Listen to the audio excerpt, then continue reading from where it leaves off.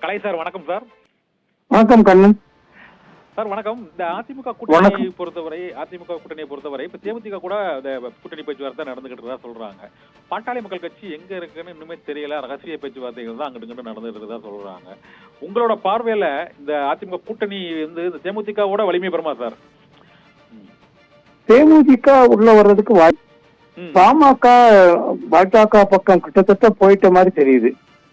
அவங்க அங்க ஏதோ அமைச்சர் பதவி, அதுவும் கேபினெட் அமைச்சர் கேக்குறாங்களாம். அதுக்கு ஏதோ பாஜக ஒத்துக்கிட்ட மாதிரி தெரியுது. அதனால அன்புமணி ராமதாஸ் அங்க டெல்லிக்கு போய் பேச்சுவார்த்தை நடத்திட்டு வந்திருக்கிறாரு. அவர் மேல ஒரு வழக்கு நிலுவையில் இருக்குது. அந்த வழக்கு இப்ப முடிவுக்கு வந்தாதான் அவரு கேபினெட் அமைச்சரா ஆக முடியும். அதுக்கான ஏற்பாடுகளை செய்யறதுக்கு தான் அவர் போனாருங்கிற மாதிரி சொல்றாங்க, வச்சிருக்காங்க பாஜக என்று சொல்லப்படுகிறது. டெல்லிக்கு போயிட்டு ஒரு நாள் 2 நாள் அவர் திரும்பி வந்துட்டாரு.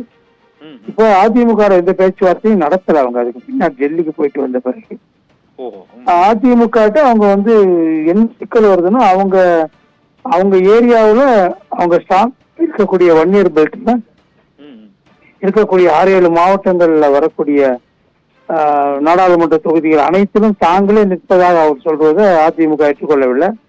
அதுல சம அளவுல நிக்கணும், மற்ற பகுதிகளிலையும் பாமக நிக்கணுங்கிற மாதிரி அவங்க சொல்றதுனால ஏதோ அங்க டெட்லாக் ஆயிருக்குன்னு சொன்னாங்க.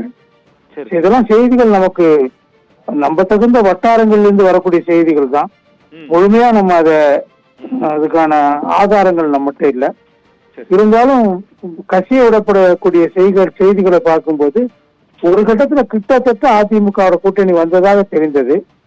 அதற்கு பின்னால் அதுல நழுவி போய் இப்ப பாஜகவோட நெருக்கமா அவங்க போயிட்ட மாதிரி தெரியுது. ஏதோ அவங்க கோரிக்கைகள் அங்கே ஏற்றுக்கொள்ளப்பட்டதாக தெரிகிறது. பாஜகவோட தன்னுடைய கோரிக்கையை வலுவாக எடுத்து வைப்பதற்கு, தங்களுடைய பார்கெனிங் பவரை அதிகமாக்கி கொள்வதற்காகத்தான் பாமக அதிமுகவோடு பேசுவது போல, கூட்டணி பேச்சுவார்த்தையில் ஈடுபடுவது போல, ஒப்பந்தத்துக்கு கிட்டத்தட்ட வந்து விட்டது போல நாடகம் நடத்துகிறதுன்னு நான் ஏற்கனவே சொன்னேன். அது இப்ப உண்மையாயிடுச்சு. அதிமுகவோட நடத்துற பேச்சுவார்த்தை ஒரு நாடகம். அதனுடைய பலத்துல அவங்க அங்க பாஜகவை பணிய வைக்கிறாங்க. தங்களுடைய கோரிக்கைகளை ஏற்று வைக்கக்கூடிய அந்த தங்களுடைய வலிமையை பெருக்கிக் கொள்கிறார்கள். இப்ப கிட்டத்தட்ட அதுல வெற்றி அடைஞ்சிருக்காங்க மாதிரி தெரியுது. அன்புமணி ராமதாஸ் அவர்களுக்கு கேபினெட் அந்தஸ்துள்ள அமைச்சரவையில் இடம் தரக்கூடிய அளவுக்கு பாஜக இறங்கி வந்திருப்பதா சொல்றாங்க.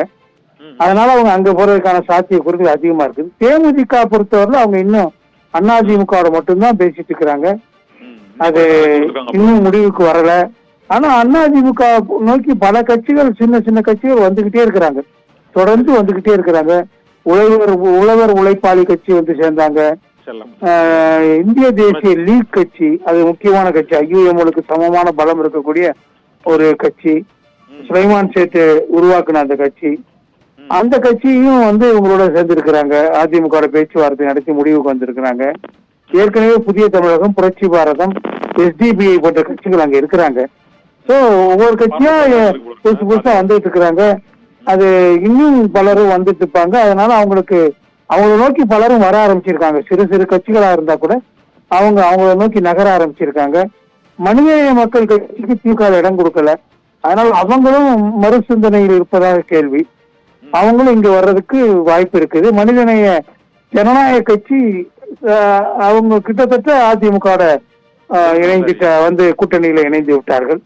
அதனால இன்னும் அதிமுகவுக்கு பலம் சேர்ப்பதற்கு பல கட்சிகள் வந்துட்டு இருக்காங்க. சிறு சிறு கட்சிகளாக இருந்தா கூட அவங்க அதிமுகவுக்கு வலு சேர்க்க வாய்ப்பு இருக்குன்னு நான் நினைக்கிறேன்.